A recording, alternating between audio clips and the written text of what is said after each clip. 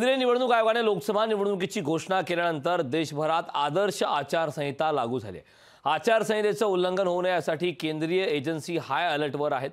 दरम्यान निवडणूक काळात मद्य, रोख रक्कम, मोफत वस्तू, औषधे किंवा दागिन्यांमार्फत मतदारांवर प्रभाव पाडला जाऊ शकतो म्हणून काही नियम हे जारी केलेत। यामध्ये नागरिक सोबत किती पैसे बाळगू शकता याबाबत स्पष्ट करण्यात आलंय। निवडणूक आयोगाने लोकांना कागदपत्रांशिवाय 50,000पेक्षा जास्त रोख रक्कम न बाळगण्याचा सल्ला दिलाय।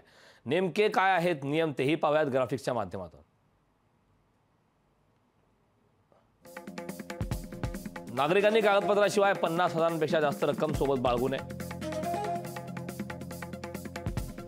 50,000हून अधिक रक्कम आढळल्यास बेहिशेबी रोकड म्हणून जमा केली जाऊ शकते। 10 लाखांहून अधिक रोख रक्कम जप्त केल्यास संबंधित रक्कम आयकर विभागाकडे पाठवली जाते। भारतीय चलन किंवा परकीय चलन हस्तांतरणाचा समावेश असलेले सर्व व्यवहार अधिकृत कर्मचाऱ्यांनी करणे बंधनकारक आहे। तसेच रोख रकमेची वाहतूक करताना ठरवलेल्या पत्त्यावरच रोख रक्कम नेणं बंधनकारक आहे।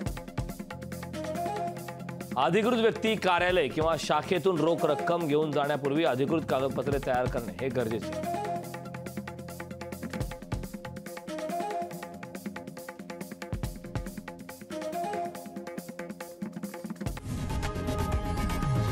लोकशाही मराठी ऐका, पहा, जागरूक रहा।